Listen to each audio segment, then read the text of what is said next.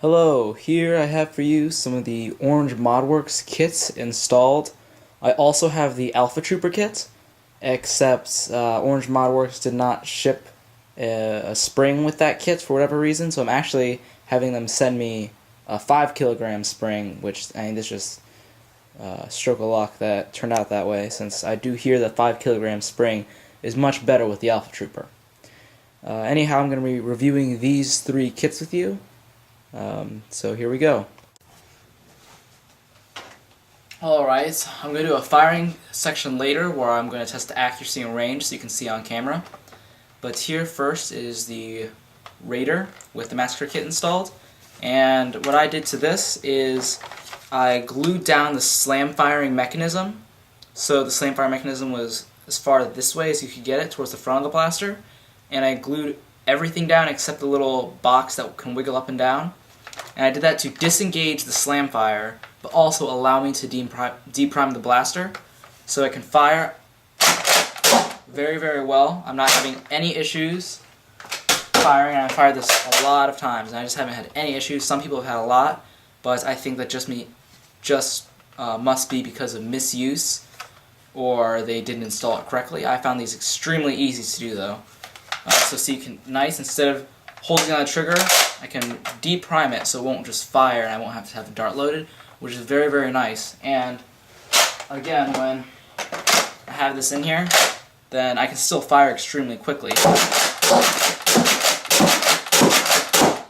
And I don't think the slam fire is necessary when I can improve the longevity of my blaster and the Orange ModWorks parts while I'm still maintaining a great rate of fire. Next is the Long Strike kit. To this I did the removable stock mod, so you can remove the stock. That is done simply by taking these notches right here, making them more V-like instead of straight cut up and down.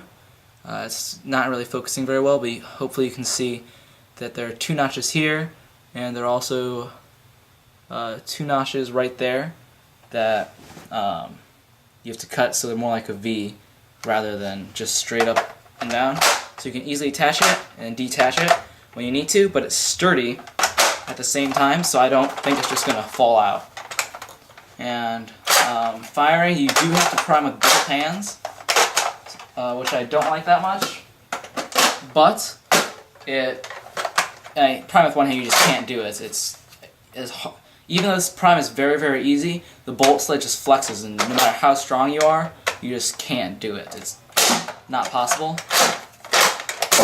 In this one, it fires further than the Raider because it doesn't have as long a faux barrel, unless you attach this piece right here. But the rate of fire is slower, but it's extremely comfortable to prime with both hands with the stock here. I don't mind it at all. It's still a great, great blaster. And then here I have the Recon Massacre Kit. And I am doing this pretty fast just because I don't want to run out of time.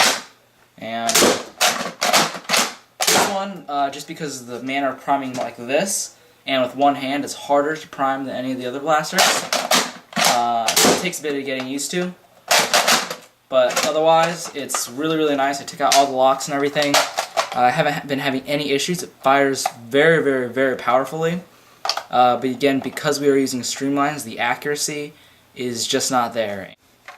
Just beforehand, so you can see the type of darts I'll be using, these are new out-of-the-box streamlines that are out-of-the-package streamlines. They're completely new. They have never been fired, and they're considered to be in perfect condition just because they're right out of the package. And I just did this so there'll be no variables. They've never been fired. They've never been jammed up or have anything bad on them. Here, same deal, except these are modified streamlines with hot glue tips. You can kind of see if the camera will focus. Well, you can kind of see there.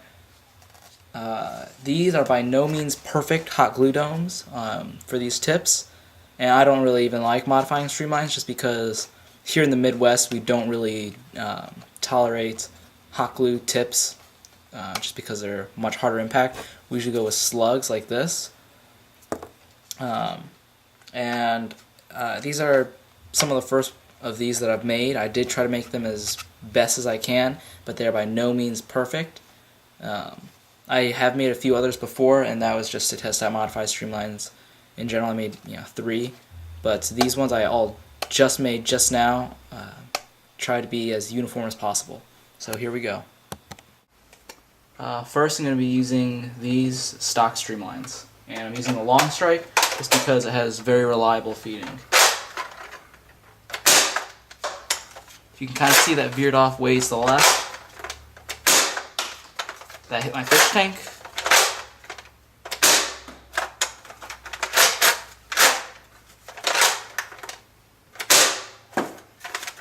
That spiraled downward. So did that one.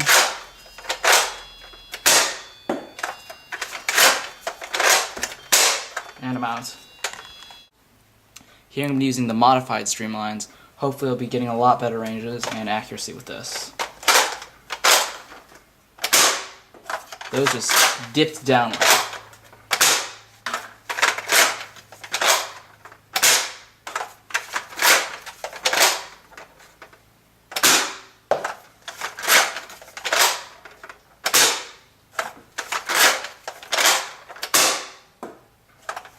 Okay.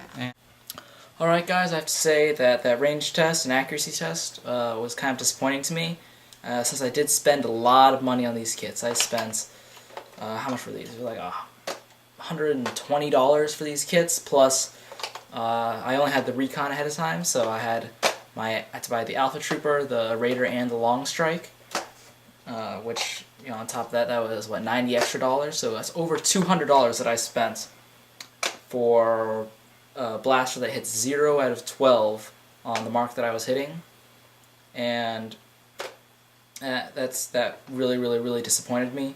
They went about, the darts modified and streamlined got an average of about 45 feet or so. When I did some more testing off camera, and it still just didn't improve, and hopefully it'll get better. Hopefully the Elite darts that are coming out, if you guys have heard about those, they're supposed to have better accuracy. Hopefully that's going to improve these kits. The kits themselves are excellent. It's actually just the nature of the darts that makes them not go to their potential, just because they're so inaccurate and they're just not consistent. But the kits, I have no fear of them breaking. They're extremely easy to install. They're extremely durable. They maximize the potential of any of these reverse plunger blasters. And I do suggest them to anyone who doesn't have any experience modifying, or hasn't been modifying for a very long time at least. People who participate in stock dart wars like HVZ or indoor wars with their friends, and they don't use Steffens or slug darts, and people who already have these blasters on hand. Because if you already have these blasters, if you already have a long strike, for instance, then paying $40 for a kit is not as bad. Especially if you participate in stock dart wars, and that'll be worth it to you. But to me, I participate in mostly wars that use Steffens or slug darts and stuff like that. Even my indoor wars in the basements, we allow